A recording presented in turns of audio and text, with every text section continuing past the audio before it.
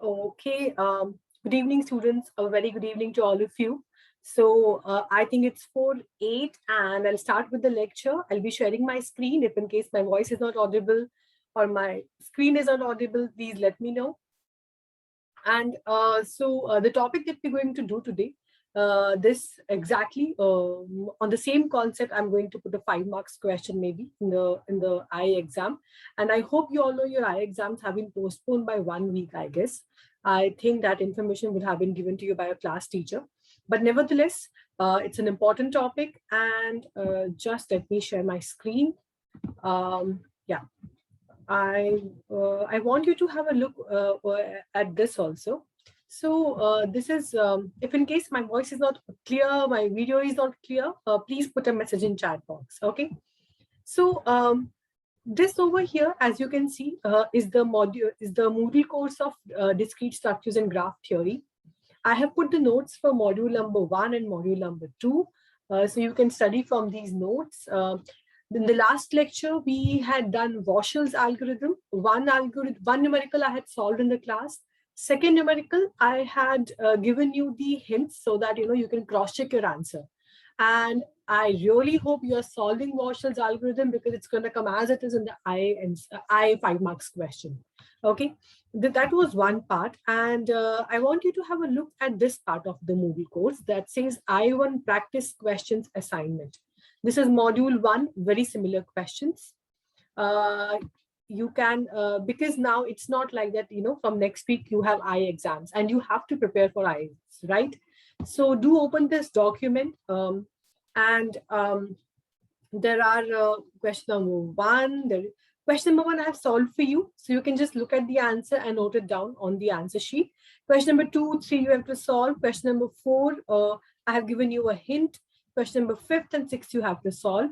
So this is important for your practice purpose. And while you are solving this question, this assignment, so this is nothing extra I'm giving you. I want you to solve it on piece of paper.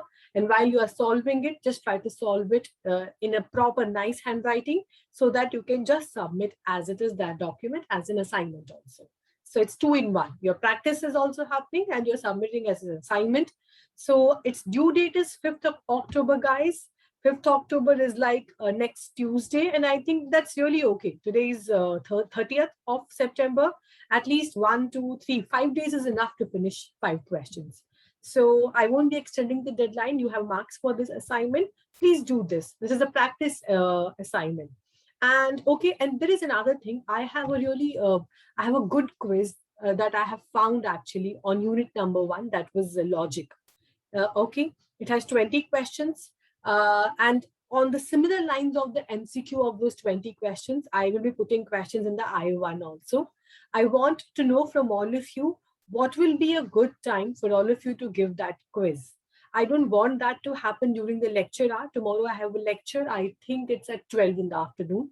So after your, after your regular schedule tomorrow, you can let me know what's a good time. I can keep it open on Saturday also. I don't mind, but just let me know what will be a good time. I've got one message Sunday. I don't mind keeping it open on Sunday. Only one message I have got on Sunday. I've got Saturday also. Maybe Noel, you can ask your classmates. Noel is the CR of the class. And who is the girl CR? I think girl CR is Smita. I'm sorry if I'm not saying your name right. Who is the girl CR? You can maybe, message me. I don't know who's the girl CR.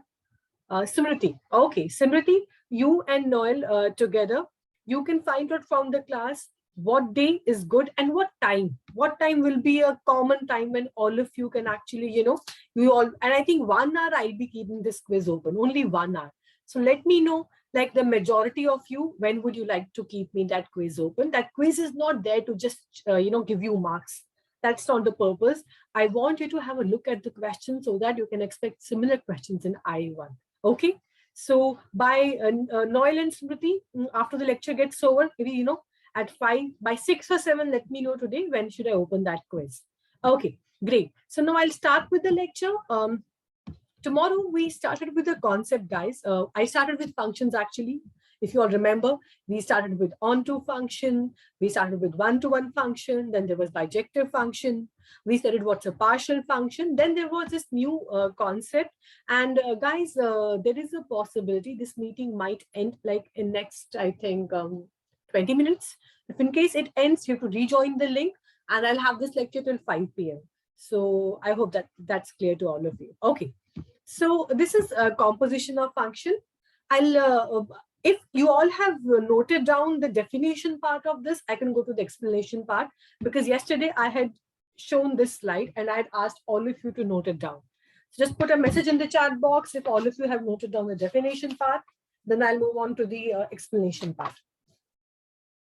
Okay, I've got only one yes from Tiffany. What about others? If you all have noted it down, I'll move on to the next part. Great. So you can also draw this explanation. It's pretty easy to understand when you will have this diagrammatic representation. And that our topic is composition of functions.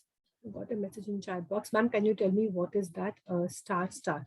Okay, this star star is nothing. This was just my way of showing the maybe note. Okay, note that GOF is a function from A to C, nothing else. The star was just a note.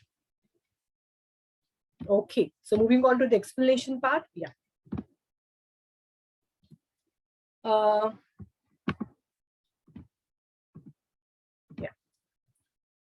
Imagine this is set A. Okay. Imagine this is set B. Imagine this is set C. And just for the convenience and just for to make, in order to make the concept sound really easy, there is one element A in set A. There is one element B in set B, and there is one element in set C. Okay. There is a function which is defined from set A to set B. Let me show you like this. There is a function which is defined from function A to B. Okay. I can write down over here, f is a function which is defined from A to B. And I can also write, because there is only one element which is mapped with the other element of set A, I can also write f of A is equal to B. I hope that's perfectly fine. That's what we have been doing in the last lecture. Similarly, there is another function which is defined from set B to C. I will show the diagrammatic representation like this. Okay, I will write down G here. I'll write down G is a function from B to C. I can also write G of B. That is, this is how we usually write. G of B is equal to C. Now, if you'll remember, because it will be easier to relate this with relation. Remember in transitive relation, I used to tell you if A are B and B are C, then A are C. This was what we had done in the transitive concept of the relation. On the similar lines, if there is a function which is defined from A to B, and if there is another function which is defined from B to C, you can have a composition of function like this. This composition of function. Now, the only twist is, it sounds like, because, you know, f is a function from A to B, G is a function from B to C. So composition of f and G.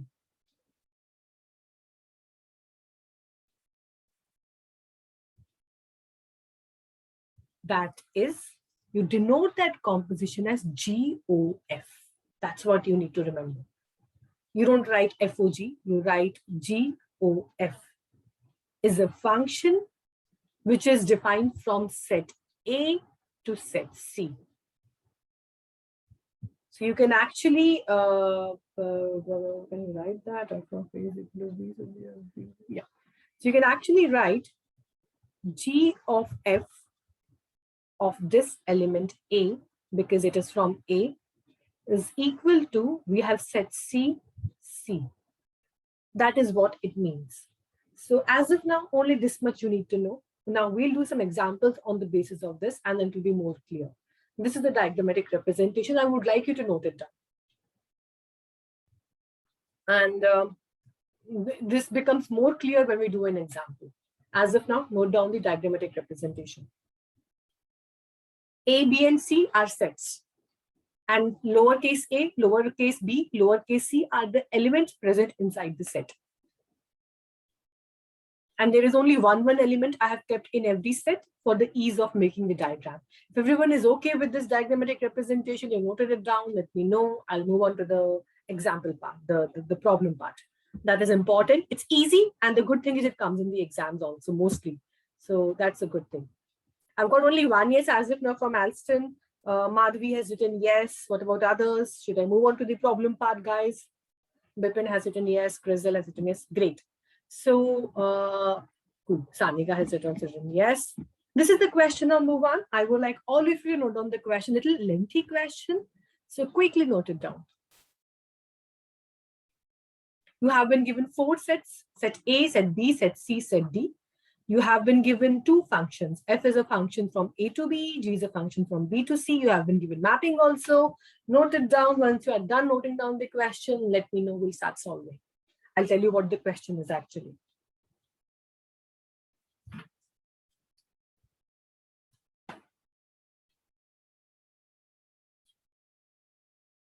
Quickly note down the question.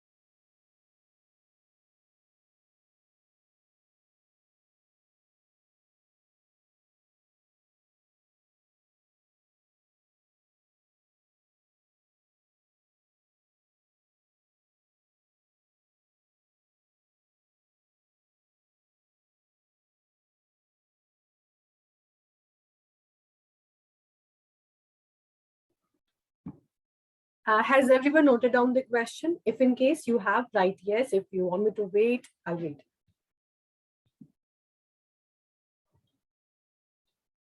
I've got a lot of yeses.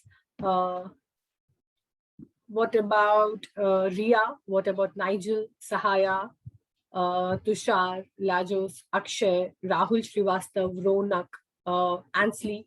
Have you all noted down the question? Great. Okay. So now I'll quickly shift to the Word document where we'll be solving it. Just 1 second.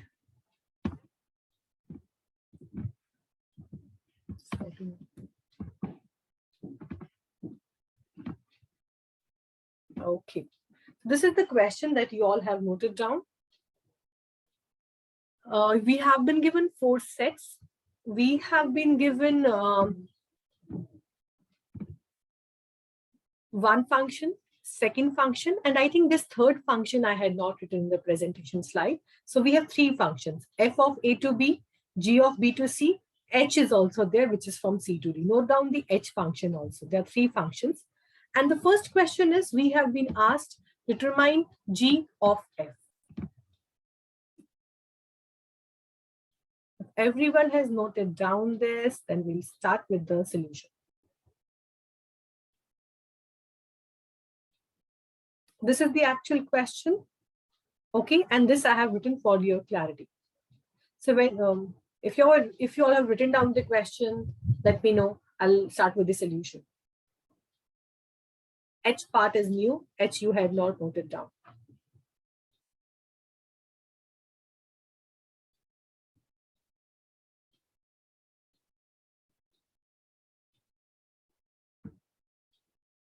Should I start with the solution?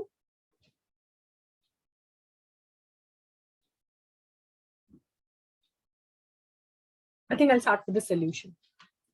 We have been asked to find out g of f. In order to find g of f, it's very important for us to know what is g and what is f.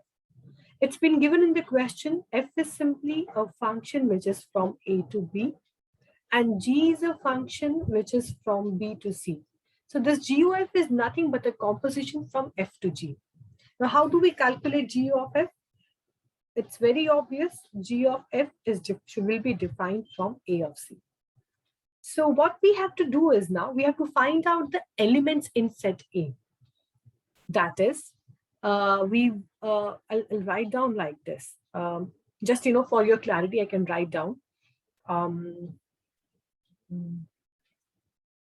Let me write down like this. Okay. Do I put it across? Okay. G of F is equal to, this is how we write G of F of something. Now, I would like all of you to have a look at the F function here. When you look at the F function, you have F of A1, which is equal to B1. You have F of A2, which is equal to B3. You have F of A3, which is equal to B2. And you have F of A4 is equal to B2. I've simply, transferred this representation into this form.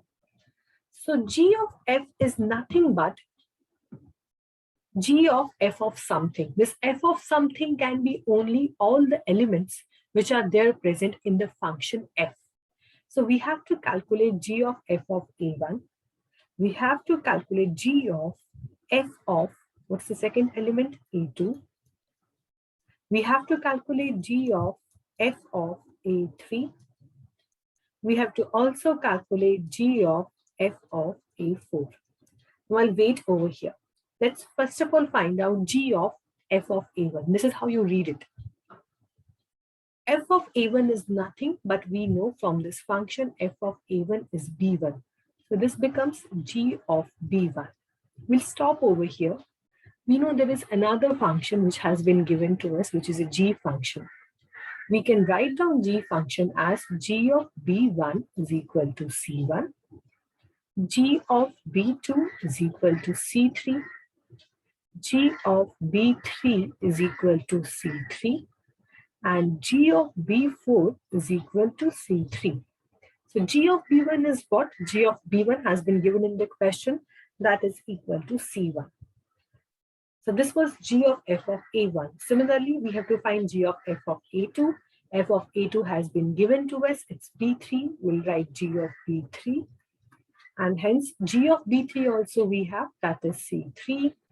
G of F of A3. G of F of A3 is nothing but B2. We write here B2. G of B2 is equal to C3.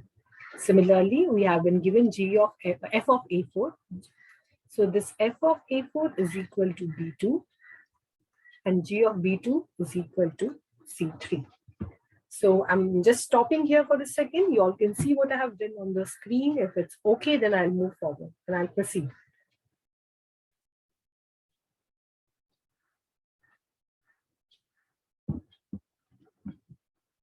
Ma'am, F does not have A5. Yeah, let me see. Okay, I'm sorry. I think I should actually not keep F5, otherwise it's not a valid question. Is that okay? Guys, it was a very good thing which was pointed out by Alston. Ideally, if set A has A5, then in the function A5 should be also there. That's how it works. Otherwise, it's not a right function. So in the original question, A will contain A1 to A4 elements. That was a small mistake. Have a look at this question. You want me to repeat anything else? We have second part of the question on the similar lines.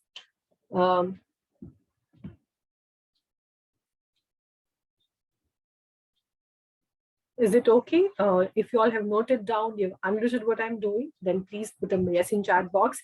Anybody wants me to repeat, please request. I'll repeat the whole thing again. We do nothing. We have been asked G of F. You simply write G of F of something. F of something can be only the elements of set A. These were the elements of set A. So F of A1, A2, A3, A4. We've got yes from Charlene and Ria. What about others? Smriti has written yes. Okay, what about some more yeses? Great, great, great. Now I'm moving on to the second part of the question. So you can always represent this as this. So you have actually, so G of F is from A to C, right? So your A has 4 elements, A1, A2, A3, A4. This is set A. Your set C has how many elements? Let's find out. Set C has 3 elements, C1, C2, C3. And this is how the mapping is. G of F of A1, this F of A1 is equal to, will directly go to C1, A2 will go to C3, A3 is also C3, and A4 is also C3. This is how your G of F looks like. This was just a diagrammatic representation. You need not draw it as long as you've done the calculation part. Now we'll move on to the question number 2. Maybe I'll write down this question number 2. This is your question number 2, guys. Note it down. The question you have to determine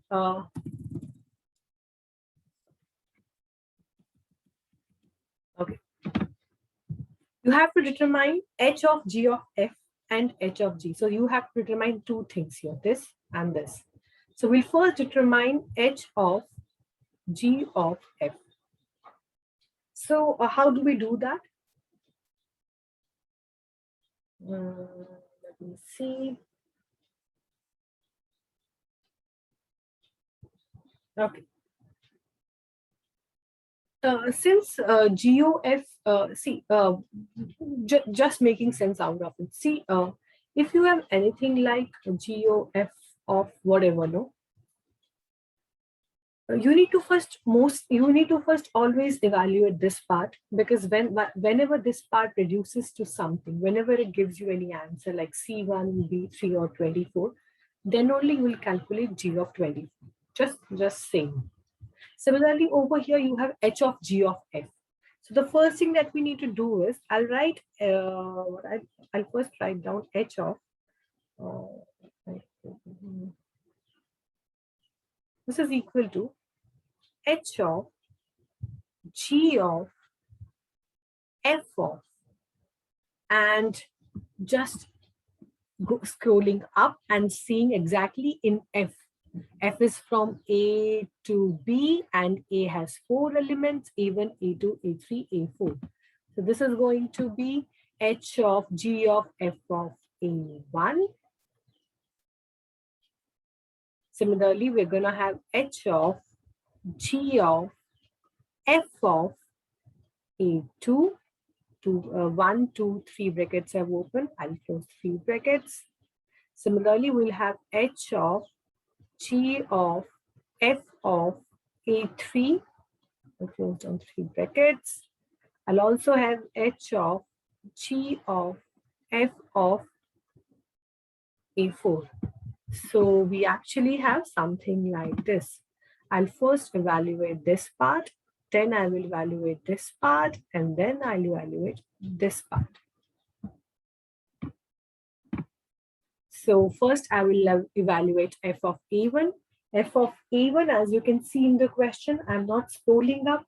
F of A1 is equal to H of G of F of A1 is equal to B1. This is equal to B1. And if you will check G of B1 is equal to C1. And we have been also given H of C1 in the question. H of C1 is equal to, ऊपर जाके देख लेती हूँ, मेरे पास है नहीं H of C1. Let me see the chat box. Is it D1? Let me check. H of C1, let's see. Yes, H of C1, guys, is D1. H of C2 is D2. H of C3 is D3. Okay, so H of C1 is equal to D1. Okay, I'm just waiting here. You all can have a look at the first solution and let me know if everything is fine. Then I'll move on to the second one.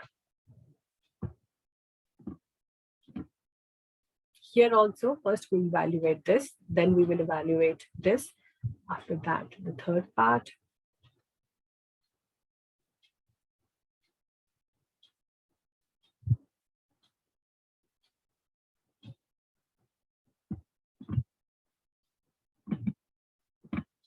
So f of you all can solve the rest of the parts on it on your own if you're okay with it.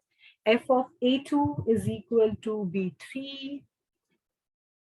G of B3 is equal to C3 and H of C3 is equal to D3. Similarly, H of G of F of A3 is equal to B2. G of B2 is equal to C3, that's equal to D3. Let me check my chat box. Okay, we can take the value of G of F in the first part, do the whole thing. So the thing is, if you have been given the first part of the question, you can directly take the value of GOF from the first part, because you have solved the first part from here. But if in case you were not given first part and you were directly asked the second part, then you would have to calculate G of F. So that's why I'm showing in detail.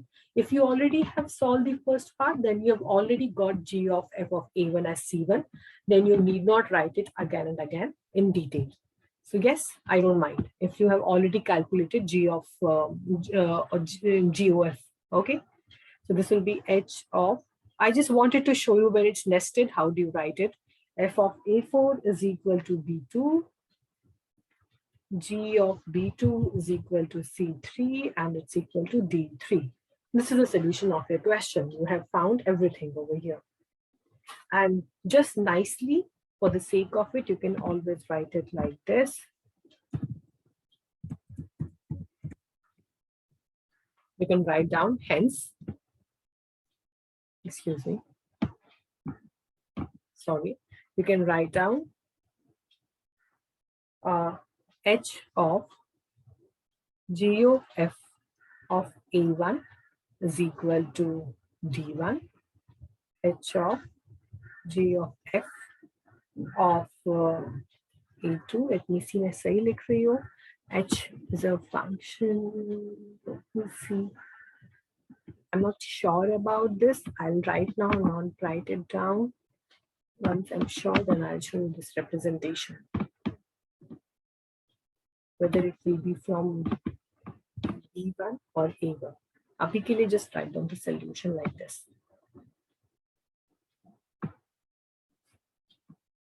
Okay. Is it okay? Can we move on to the third part of the question? Third part, is it okay? That is HOG of F. Okay, I think this was pretty okay. Now we'll calculate this part.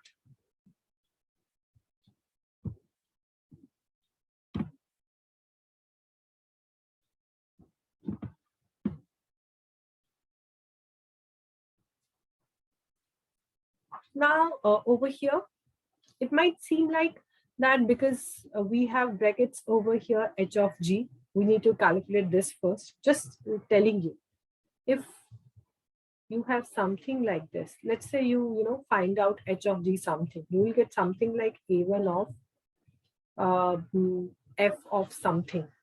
That is not possible to calculate. So what we do is,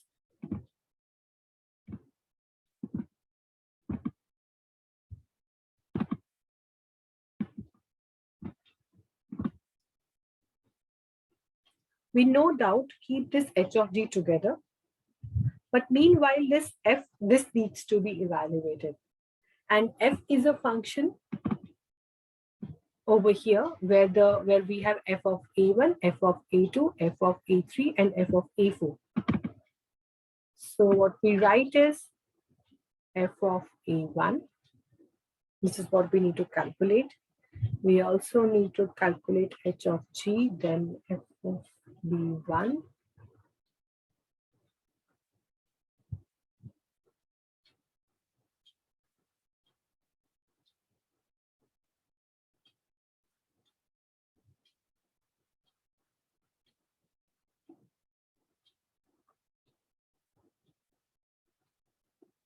F of A1 we already have, that is equal to, I guess, B1. And now, as you can always do like this, H of G of B1, but just previously, I have here calculated H of G of B1. I don't know, here I have calculated H of G of B1 already, but if you don't want to just, look what we have done previously, This is as good as equal to h of g of b1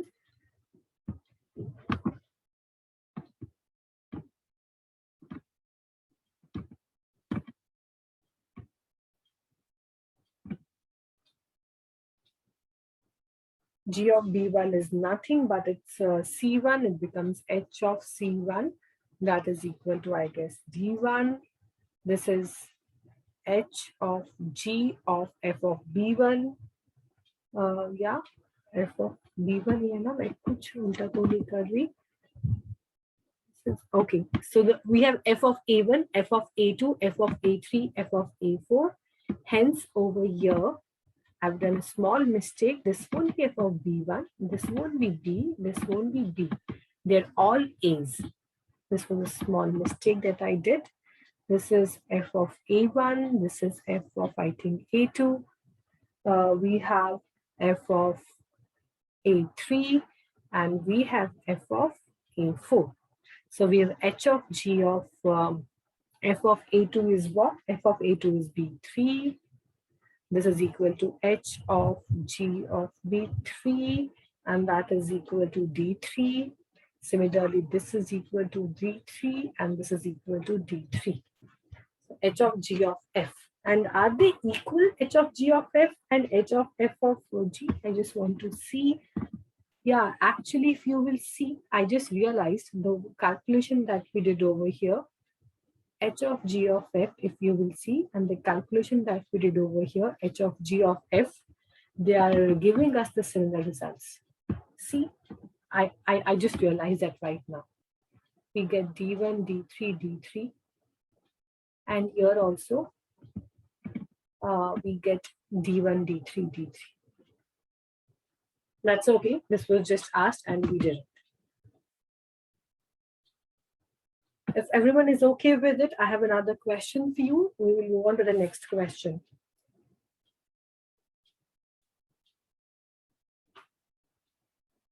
The meeting ends in like almost 1 minute, 1 minute and 50 seconds. If it ends, please rejoin. Are we okay with this question? Can I move on to the next question, guys? Yes, I've got Charlie and Grizzle saying yes. Madhvi says yes. Raj says yes. Okay, great. I have another question. It's an easy question. Note down the question. Question number 2 is this. If A is equal to B is equal to C is equal to set of real numbers, where are the set of natural numbers, and F is a function from A to B, G is a function from B to C. You have been given the value of f of x, you have been given the value of g of x, then find g of f of x and f of g of 2. Quickly note down the question. Once you have noted down the question, we'll solve it over here.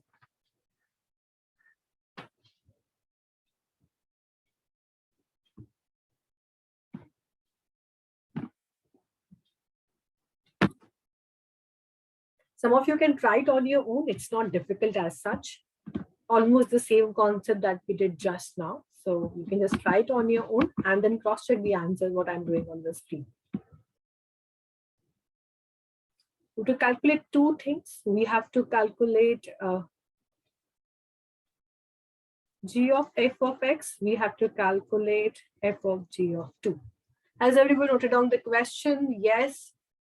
And let's do one thing. I'll be ending the meeting and you all quickly join the meeting because less than 1 minute is left. Okay, I'll quickly end the meeting. So, and you all quickly join the meeting.